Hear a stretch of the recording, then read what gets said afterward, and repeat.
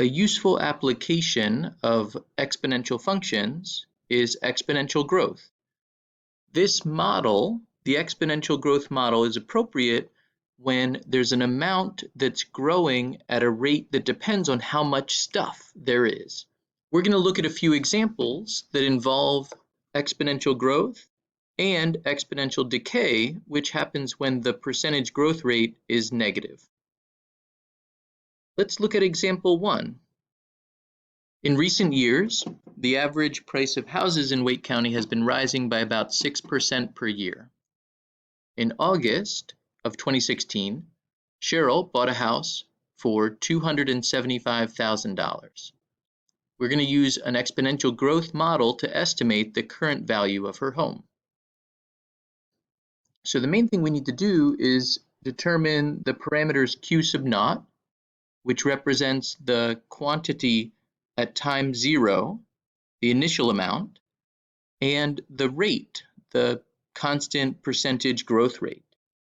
And so in this problem, we can assume the growth rate is 6%. So R as a decimal amount equals 0.06. So that R in our formula is a decimal amount representing a percentage.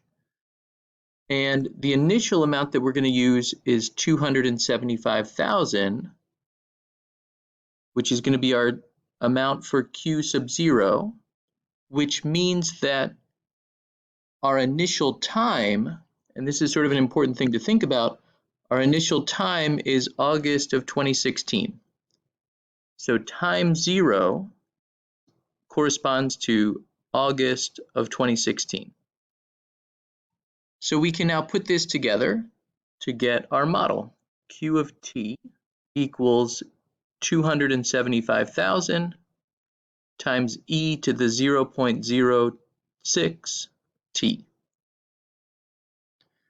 And using that general model, we can determine the current value of Cheryl's home if we can express the current time in terms of t. So right now it's April of 2020, which is 44 months after August of 2016. So I'm going to take t to be 44 months, but t is expressed in years, so 44 months is the same as 44 divided by 12 years. Of course, dividing by 4, we can simplify this to 11/3. And to answer that question, the current value of Cheryl's home, we need to plug that amount into our model. So Q of 11/3 is 275,000 times e to the 0.06 times 11/3, and we can enter that into a calculator to see what we get. So if we enter that formula carefully into a calculator, we end up with $342,671 as the current value of Cheryl's home based on our model. A second question that's interesting to figure out in these sorts of situations is the time it takes for an amount to double. The initial amount is 275,000, twice that, so Q sub naught is 275,000, twice that, 2 times Q sub naught is 550,000. And so what we're looking for is the solution to this equation. 550,000 equals 275,000 times e to the 0.06 t. And so the only thing that we don't know is t. Of course, the very first thing that we should do is divide both sides by 275,000 to simplify our expression. And what we see is that 2 has to equal e to the 0.06 t. So we can solve this now by applying natural log to both sides. We get natural log of 2 equals natural log of e to the 0.06t. But of course, the power rule allows us to bring down that exponent. So I get the natural log of 2 equals 0.06t times the natural log of e. But of course, natural log of e we know is just equal to 1.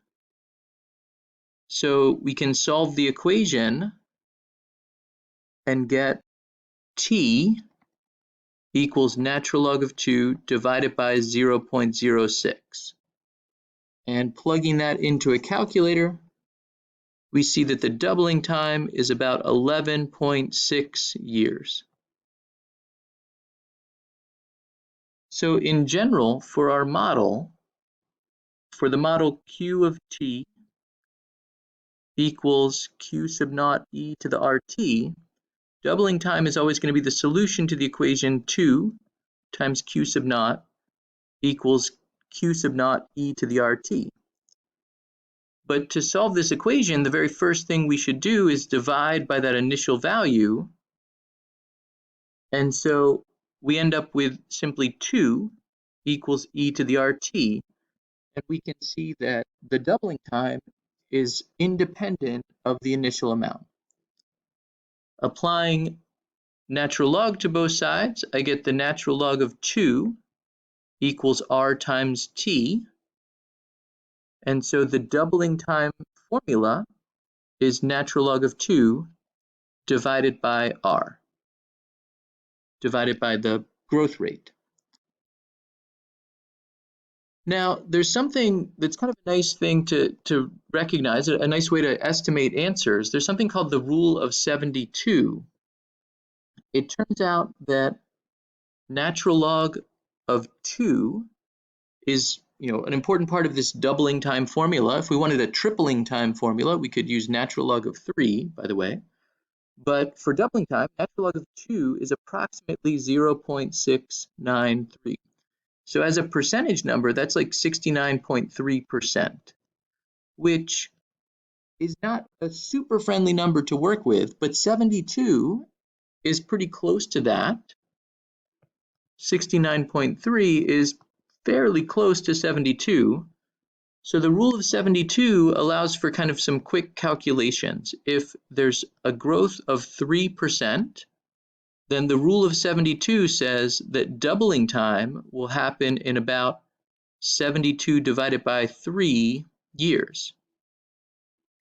Of course, that's 24, so doubling time would happen in about 24 years. If the growth rate is 7% per year, well, maybe it would be convenient to use another number that's close to 69.3. So instead of using 72, we could do a similar calculation with 70. 70 divided by 7 is 10. So the doubling time would happen in about 10 years if the growth rate is around 7% per year. So using 70 or 72 can help you do a quick calculation about doubling time, and in certain situations it might help you get sort of a ballpark sense of what the answer should be. This can be particularly helpful in economic type calculations involving investments and interest rates.